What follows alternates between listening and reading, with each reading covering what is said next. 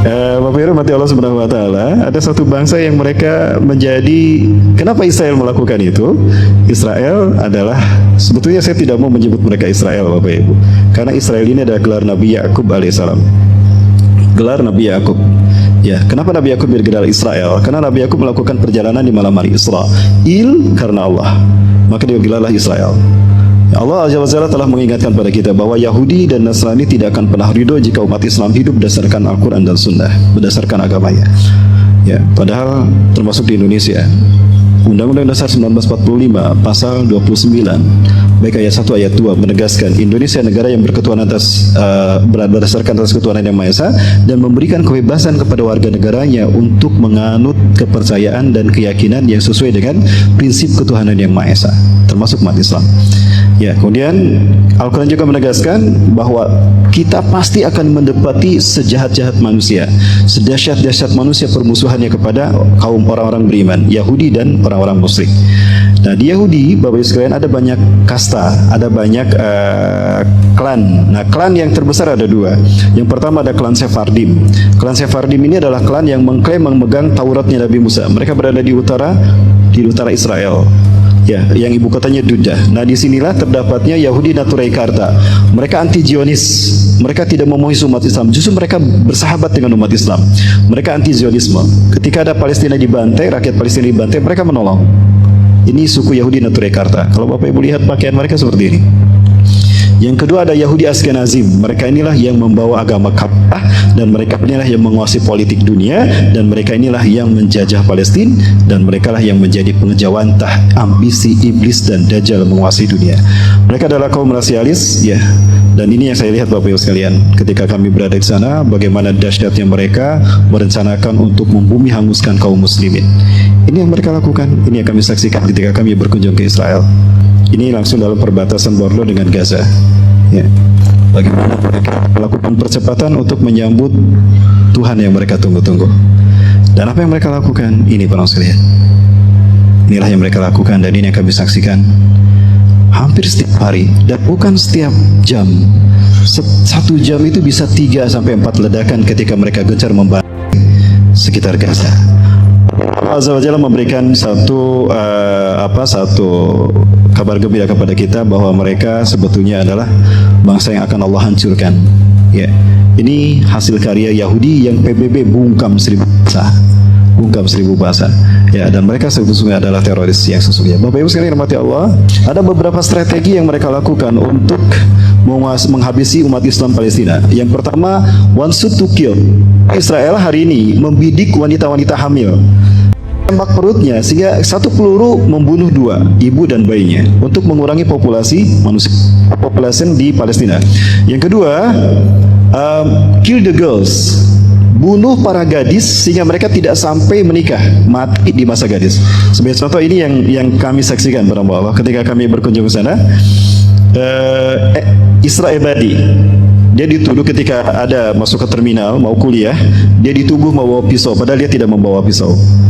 Ya, dan tentara Israel lah yang sebetulnya membawa pisau, lalu dilemparkan itu pisau ke arah dia sebagai bukti, lalu difilm, lalu Baik Bapak Ibu rahmati Allah Subhanahu wa taala, Allah Subhanahu wa taala menjanjikan kehancuran bagi mereka. Ini sebetulnya yang menjadi agenda besar mereka. Itu Bapak Ibu, dan alhamdulillah Allah Azza wa Jalla menyatakan kalau mereka ini akan Allah hancurkan dengan 2 janji hukuman.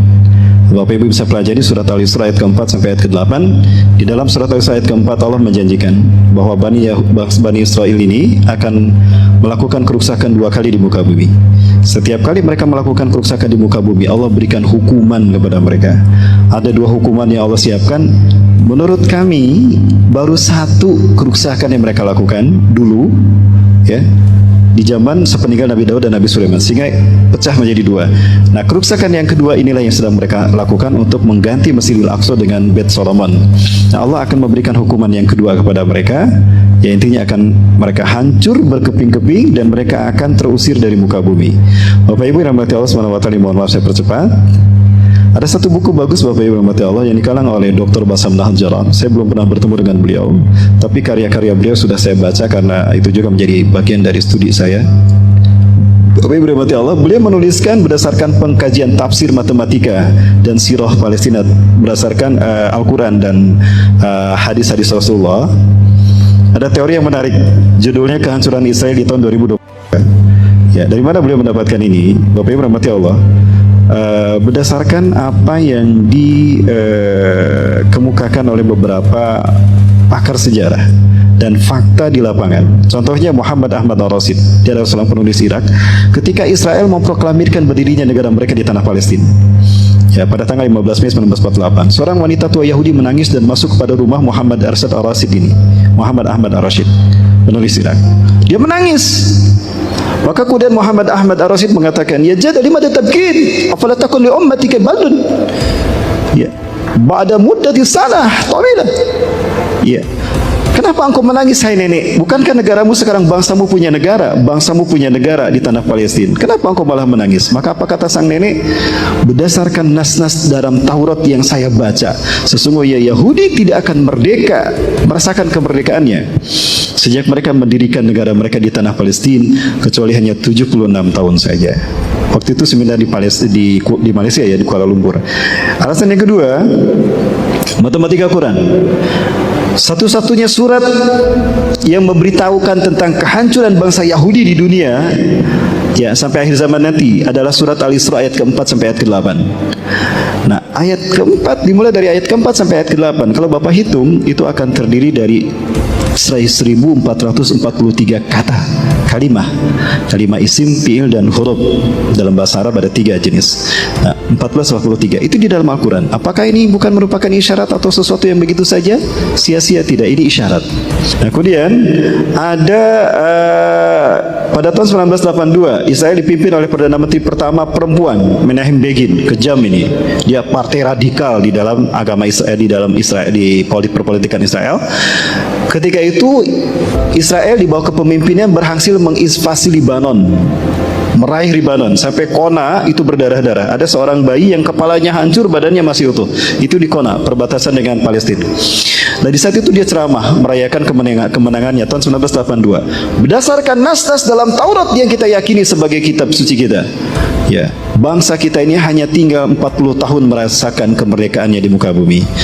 Ya, terakhir Bapak Ibu rahmati Allah Subhanahu wa taala, berdasarkan doktrin keyakinan Yahudi, kalau komet Halley datang,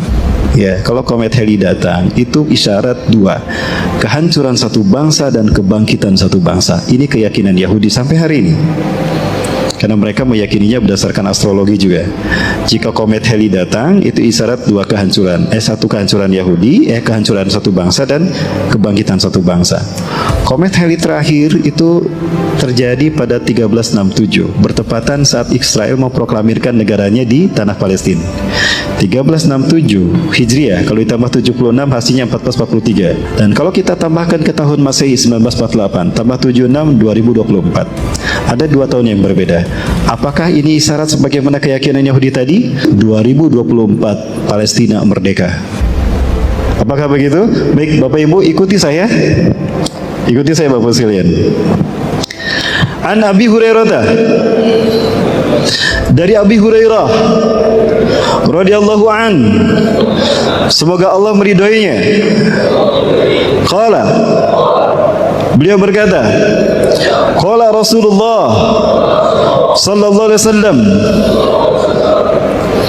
inna Allah, sesungguhnya Allah, yab'asu, akan mengutus, min hadhil ummati, dari umatku ini, min hadhil ummati, dari umatku ini, ala ra'si, setiap kelipatan, kulli mi'ati sanah, 100 tahun sekali, man, seseorang, yujaddidu, yang akan memperbaiki, dinaha, agamanya. Rawahu, diriwayatkan hadis ini Abu Dawud, oleh Abu Dawud, wa yuballighuhu, dan hadis ini disampaikan Ustaz Rahmat Baikuni. Pengen disebut, jangan Abu Dawud saja yang disebut. Baik, Bapak Ibu, hadis Rasulullah tadi menyebutkan setelah Rasulullah wafat, 100 tahun sekali umat Islam akan memimpin dunia. Ya. akan memimpin dunia. Satu. Kedua, umat Islam akan bersatu di bawah kepemimpinannya. Tidak ada lagi perpecahan, perbedaan madhab, harokah, firqah dan sebagainya. Tidak ada. Umat Islam ada dalam satu kepemimpinan. Yang ketiga, dunia akan aman sejahtera. Yang keempat, tidak ada penjajahan di muka bumi. 100 tahun satu kali. Saya bertanya Bapak Ibu, kapan abad kejayan Islam ini menguasai dunia? Terakhir kali sebelum kita. Di zaman siapa? Turki Utsmani. Sepakat Turki Utsmani? Sepakat. Turki berakhir tahun berapa? 1924. Kalau angka 1924, andaikan angka 1924 adalah angka kebangkitan Islam sebelum kita, abad kejayan Islam berikutnya kapan? 2024. Siap menyambut kebangkitan Islam? Wallahu a'lam. Allahu Akbar. Baik Bapak Ibu rahmati Allah, saya sampaikan sebuah hadis Rasulullah SAW sebelum saya tutup. Rasulullah SAW bersabda begini. Rasulullah bersabda, ini ada hadis dari Sauban di dalam Sahih Muslim Syarah Syekh An-Nawawi. Rasulullah bersabda, Inna Rabbi zawaliyal arda. Sesungguhnya Allah Tuhanku melipatkan bumi ini untukku. Bumi yang tadinya bulat dibikin datar. Hatta ra'aitu masyariqa wa maghriba. Sehingga aku melihat kekayaannya terbentang dari timur hingga ke barat dunia. Itulah kenapa barat dinamakan Maroko, timur dinamakan Merauke, untuk menunjukkan bahwa dulu umat Islam 1315 tahun memimpin dunia. Maroko, barat, Merauke, timur. Wa atani al-kanzain, dan Allah memberikan padaku dua pusaka, al-ahmar wal-abyad, pusaka merah dan pusaka putih. Wa anna ummati, dan sungguh umatku, sayablughu mulkuha ma zawali aminda, umatku akan kembali menguasai dunia di akhir zaman, mulai dari barat sehingga ke timur dunia. Ini yang menjadi semangat bagi bangsa Palestina hari ini. Betapapun mereka dibantai, berapapun mereka disiksa, mereka yakin suatu saat mereka akan merdeka. Karena Rasulullah mengisyaratkan akan ada sebuah bangsa yang akan bangkit memimpin kebangkitan Islam dunia. Dari sekian banyak bangsa yang menerima Islam sebagai negaranya, tinggal Melayu yang belum dipilih Allah untuk memimpin kebangkitan Islam. Dan kami sudah seminar bersama mereka. Saya ikut seminar bersama Bapak sekalian, kami bersatu dalam satu pembahasan tentang pembebasan Palestina. Ada 12 negara hadir. Bahkan Amerika dan Inggris mengirimkan kaum musliminnya, ulamanya hadir. Pertama di Istanbul, kemudian di Jakarta, lalu di Bandung, Jawa Barat. Yang ketiga di Bandung, Jawa Barat. Saya hadir ketika di Jakarta dan juga di Jawa Barat. Apa yang hari saat itu dikesimpulan bahwa keynote speaker yang disampaikan oleh 3 tokoh besar. Pertama, Ketua Rabita Ulama Palestina, Syekh Ali Yaqub Al-Abbasi. Kedua, Imam besar dari Palestina, Masjidil Aqsa, Dr. Yusuf Abu Sunaidah. Dan yang ketiga, Dr. Abu Bakar Al-Wawidah. 3 tokoh ini saya tanya langsung, ya, tentang hadis merah putih yang Rasulullah sebutkan. Apa kata mereka? Ala kulli biladin alladina yaquluna ala Islam madinahum. Antum ya Indonesia lam yakhtarukumullah li zari hadatin. Dari semua negara yang menerima Islam sebagai agamanya, tinggal kalian Indonesia yang belum Allah pilih memimpin kebangkitan Islam.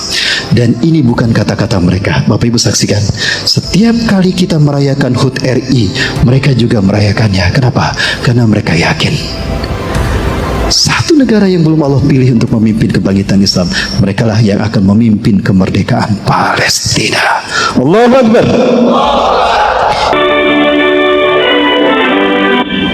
Kepada mereka saya bertanya, kenapa bendera kami dulu yang kalian kibarkan? Limadha taqumu di liwan awalan laisa liwaakum, kenapa kalian mendirikan bendera kami, mengibarkan bendera kami lebih dulu, bukan bendera kalian? Ya ikhwatan muslimin Indonesia, hai saudara kami muslim Indonesia, ya daina maglulah, kami masih terjajah, kami masih ditindas oleh Yahudi. Kalian melihat pembantaiannya. Jika kalian bangkit memimpin dunia, memimpin Islam, itulah kemerdekaan yang sesungguhnya bagi kami. Ini yang mereka lakukan. Mereka yakin Bapak Ibu. Maka apakah keyakinan mereka akan kita biarkan saja begitu Bapak Ibu sekalian? Ya, ini keyakinan mereka luar biasa. Setelah itu mereka melakukan sambutan dari para tokoh, termasuk saya pernah mendengar langsung dari Ismail Haniyah, Perdana Menteri Palestina, bagaimana tanggapan mereka, dan ini saya rekam di sini ada. Bapak Ibu rahmati Allah Subhanahu wa taala. Sementara itu, jadi menurut saya pribadi, ya, bahwa kami yakin Palestina akan merdeka dan nampaknya tidak lama lagi. Kalau benar Allah menakdirkan apa yang dinyatakan oleh Dr. Bassam Nahjar, seorang pakar tafsir dan beliau adalah dosen di Gaza, dokter ilmu Quran dan hadis, itu benar analisa beliau, subhanallah, kehancuran Israel, kebangkitan Islam berarti telah dekat Bapak Ibu. Artinya bersiap-siaplah kita menghadapi perang-perang besar di muka bumi ini. Itu tidak akan kita menangkan kecuali kita berjamaah, umat Islam bersatu semua ulama di seluruh dunia. Ya, kemudian kuatkan, arahkan ke kekuatan dan potensi yang kita miliki untuk pembebasan Al-Quds dan juga kemerdekaan negara mereka masing-masing. Insya Allah dengan demikian Islam akan berjaya. Allahu Akbar.